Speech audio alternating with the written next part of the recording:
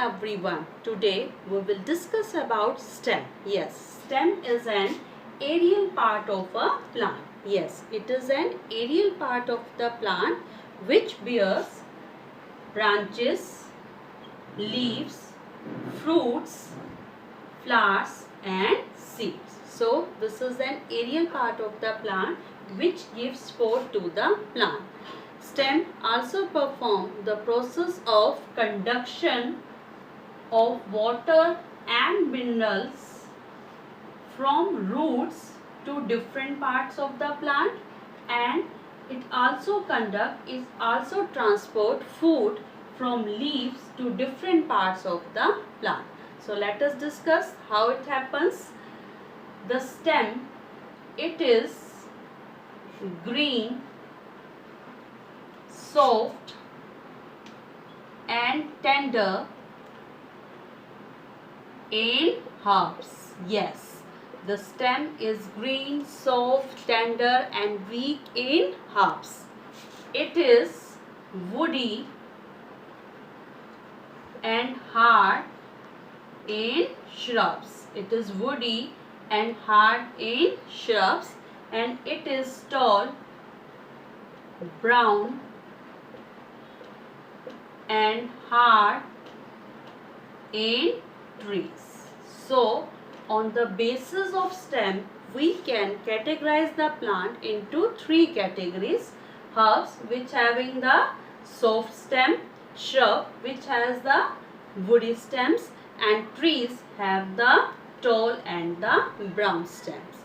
So the basic function of the stem is to give support to the plant as well as to conduct water and minerals and nutrients from the roots to different parts of the plants like the leaves, flowers, fruits, etc. It also conduct food prepared by the green leaves. It also conduct the food prepared by the green leaves through the process of photosynthesis. Yes, through the process of photosynthesis to different parts of the plant like your roots, stem and flowers. So there are two basic functions of a plant, of a stem: to give support to the plant and do the process of conduction through conductive tissues. Yes, through conductive tissue, and these tissues which help a stem to conduct water and minerals from roots to different parts of a plant is xylem, and the tissue which help in the conduction of food from leaves to different parts of the plant is phloem. So with the help of these conductive tissues, stem conduct water and food to different parts of a plant. Now these are the primary function of a plant, but in primary function of a stem, but in some cases, in some plants, it's do also some extra modification. There are some modifications of the stems. For example, in some plants like the potato, onion, ginger, they have some special stem. They have special stem that grow underground. Yes, they have the stem that grow underground and store food. These type of stem are known as tuber in potato, bulb in onion and rhizome in ginger. In some plants, so they do the process of, they store the food in some plants like potato, onion and ginger.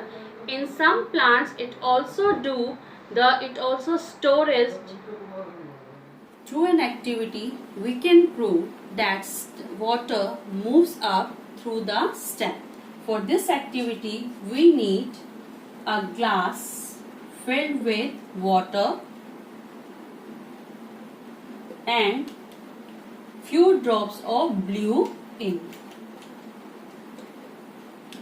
Now take a small herb with leaves and flowers and cut it from the stem and put it into the glass having blue ink. Means this is the blue water. Now leave it for 1 day. Next day we can observe that some portion of the stem, some part of the leaf and some part of the flower show the blue color.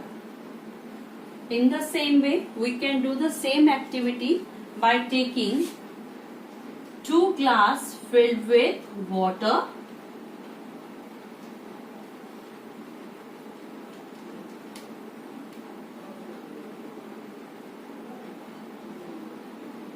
and label them A and B.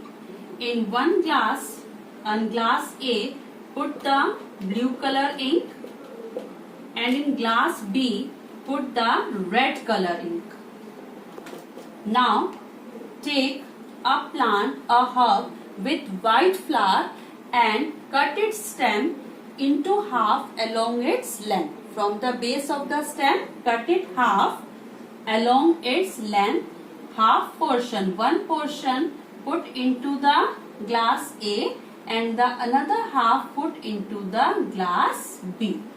Like this, you can just take a stem, cut it half, one half of the portion put it into the glass A, one half of the portion put it into the glass B having red water. Now again wait for the 1 day. Next day you can observe that some portion of the white flower will show the blue color, some portion of that flower will show the red color and some portion will show the mixture of blue and red. So these activities prove that the water and mineral conducted by the stem to the different parts of the plant. Good morning everyone. Today we will discuss about stem. Stem is an aerial part of a plant which conduct water and minerals from roots to different parts of the plant. Stem also bears branches, leaves, fruits, flowers, buds and seeds inside the fruits and flowers. The main function, the primary function of a stem is the conduction of water and minerals from roots to different parts of the plant with the help of connective tissues xylem and the foods prepared by the plant's leaves through the process of photosynthesis to different parts of the plants with the help of conductive tissue phloem. So, this is the primary function of a stem to conduct water, minerals and food to different parts of the plant with the help of xylem and phloem. Besides this, in some plants, stems do some specific function. Yes, stems do some specific functions like storage of food, storage of water and the preparing of food. So stem, which is the main part of a plant, which is the hold the different parts of the plant, it also gives support to the plant and help a plant to stand erect. Now through an activity we will try to find out if stem helps in conducting the water and minerals from roots to different parts of a plant. For this activity we need colored water. Yes, simply you will take the water in a bottle or in a glass and add few drops of any color, maybe red, maybe blue, maybe pink. Now take a small plant, maybe an herb, and cut it from the base of the stem. Cut it from the base of the stem. Now put this plant into this colored water. Put this plant into this colored water and you have to leave it for 1 day. Yes, for 1 day. Next day you can observe that the some part of the stem, some part of the leaves and some part of the flower also will show the red in color. So this activity proves that the water and minerals is conducted by the stem of the plant. Because as you see, roots are not there, so roots absorb the water and minerals from the soil, and this absorbed water and minerals are conducted to different parts of the plant with the help of the stem. The stem is green, soft and tender in herbs. Yes, in herbs the stem is green, soft and tender, and in shrubs it is hard and at least brown in color, and in trees this stem becomes woody, cylindrical and tall.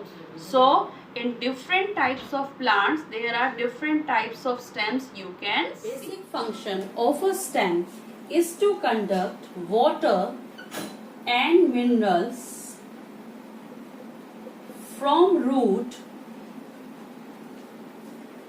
to different parts of the plant as well as up to the leaves, so that they can do the process of photosynthesis, and the stem also conduct food from the leaves to different parts of the plant as well as to the roots. But in some plants the stems are modified to perform some special functions. Yes, to do some special functions. So let us discuss these special functions. For example, in some plants stems are modified for storage of food. Yes, for storage of food, like potato, onion and ginger. In these plants they have the special stem that grows underground. Yes, they have the special stem that grows underground and store food. And these food we can eat. Okay, so these stems are known as tuber in potato, bulb in onion and rhizome in ginger. So in these plants stems do the function of storage of food. It also has special function to prepare food. Yes, to prepare food. For example, in cactus plant. In cactus plants, stem becomes green and fleshy and do the process of photosynthesis to prepare the food. In some plants it also stores the water. In the plants where they had grown, where there is a lack of water, so plants store the water into the stem. The stems become fleshy and they store the water like opuntia. So these are some special modification of the stem. Now the primary function of a stem to conduct water and minerals and food from roots and from leaves to different parts of a plant. So through an activity, let us try to find out how it will conduct. For this activity, we need a glass of water, 2 and 3 drops of red ink and a herb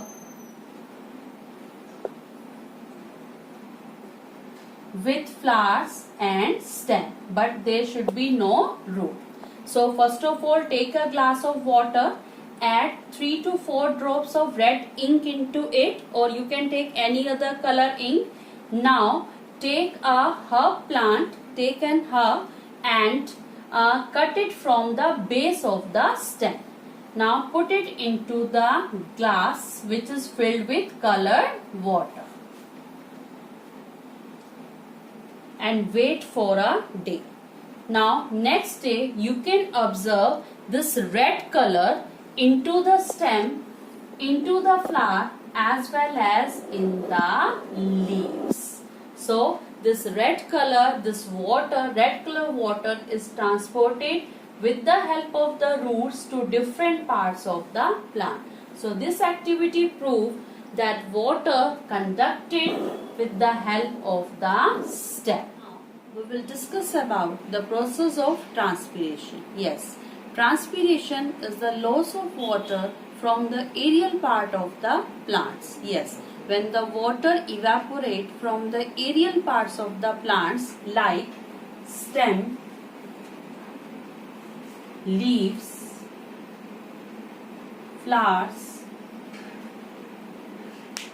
and fruits, it is known as transpiration. So transpiration is the evaporation of water from the aerial parts of the plant. Evaporation means when the water changes into water vapor. When the water changes into water vapor, this process is known as evaporation, and when this evaporation is done by the aerial parts of the plant, it is known as transpiration. So transpiration is the loss of water from the plants. Basically it is done by all the aerial parts of the plant, but the main percentage of transpiration, mainly the transpiration is done by the leaves of a plant. The leaves of a plant through the stomata lose a great percentage of water which is absorbed by the roots. So water is must, water is very important for the plant, but a small percentage of water is used by the plant for the process of photosynthesis and other metabolism activity, but a great percentage of water evaporated through the process of transpiration. But this transpiration is must for plants. So let us find out how. The transpiration is responsible for maintaining the temperature of the plant. Yes, for keeping the plant cool. It kept the plant cool. So maintain the temperature. Transpiration is must. Next one, when the water is transported into the atmosphere by the leaves with the help of stomata, it creates a pressure. It creates a pressure, and these pressure, it creates a pressure in the leaves, and these pressure is responsible to hold the water up from the roots with the help of tissue xylem. So due to this process of transpiration, water moves up from the roots with the help of xylem up to the different parts of the plant. So this transpiration is also important for the balance of the ecosystem and for cloud formation. For cloud formation, the water evaporated through the process of formation, through the process of transpiration, they will condense in the form of water droplets. On cooling, the water vapor condenses to form the water droplets. These water droplets combine together to form the clouds, and these clouds comes down as a rain. So this transpiration is also responsible for cloud formation, for bringing the rain, and also to complete the water cycle. Yes, when the water just come back from the plants again through the process of evaporation, condensation, and after that through the process of precipitation, the water comes back to the earth and completes the water cycle. So the process of transpiration is must to maintain the temperature in the plants, It creates a pressure which is responsible to move the water up. It is also responsible for cloud formation. It is also responsible for bringing the rain and for completion of the water cycle. So we should plant more and more trees so that the balance of the ecosystem can be maintained.